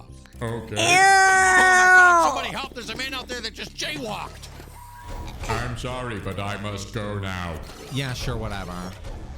Whatever. Kind of idiot holds up a corporate bakery. Just come on out of there with your hands up. This old bitch is as good as dead. Don't even try to stop me. Oh, God, please help me. You were supposed to take the shot, goddammit. I'm going in. Okay. Move, you stupid bitch. Move, goddammit. Come on. You can do. Bigger. It's not me you want. It's my recipes, isn't it? Just shut your fucking gap. You want to know my plan? You're gonna be my new grandma, okay? You're gonna feed me fudge Be bars my every new day, rub grandma? my belly, and tell me how much of a big boy I am. Dude. No. Oh my goodness. Okay. What? Granny Johnson's fudge. Yeah, she's got the touch. Just put it in your mouth and suck. So good, it'll make you wanna say. Oh, fuck. No. What is it? Where's the old lady at? Give us the scoop. Bend over. I need to see No. some identification. Oh my god, is that RoboCop? Look, it looks like he's coming. Lewd. Lewd. Freeze, asshole. Hey. Look out. Like 11 minutes? Murphy! Fuck you, RoboCop, trying to stop me from being truly happy. This is my grandma now. Put the grandma down. It's almost over. Oh my goodness. Goddammit, What? You gotta be kidding me. These stupid robots don't even know how to turn off right. Go get your own grandma, RoboCop. What the? I got him. That's what I'm talking about. Oh my. Okay. Oh my god, RoboCop, please don't eat me. It's about 10 minutes too long. Oof. I'm sorry, it smells like chocolate now. Yeah, go ahead and laugh it up. I almost died, you know. One of these days, this organization is gonna realize what a grave mistake it's made. Trying to work alongside a fucking piece of shit robot. And yeah, I'm talking about you, RoboFuck. You probably want to go ahead and stop making a fool of yourself, because it's hard to talk shit when you're literally covered in it. We all know you shit yourself when you Oof. fell in the fudge. I don't know about you, Lewis, but I should sure go for a nice tall glass of baby food. Yeah, let's fucking No. get the fuck out here and fuck out. One day that robot's going haywire. And I'll fucking be ready for him this time. And I'll grab his stupid fucking robot neck and I'll fucking split that shit in half just like this. And I'll... You have the right to remain funky. I'm gonna lock you up and break it down. RoboCop and baby. RoboCop, Wow, okay, that's RoboCop and something. baby tonight. Okay. Yeah, break it down. Break it down. Okay, I'm gonna find something. I'm gonna find something a little bit better to watch from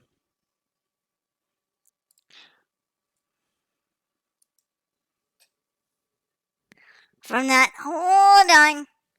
Ugh. My computer's being weird again. It's like, oh, you want to click these things? We're not gonna let you do that. Okay. I want to watch more of the Diners, Drive-In, and Dives and Dubs. Cause I think those might be funnier. Hold on. Yeah, I think so too. Or the diners, drive-ins and dives, dubs. Cause I think those are funny cause I nearly lost it last time I watched those.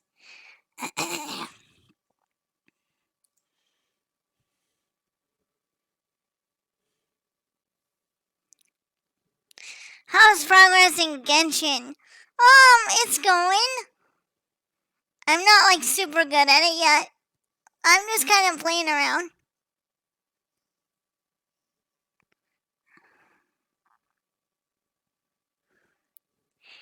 Well, we'll see. We'll see. We'll do a little bit more.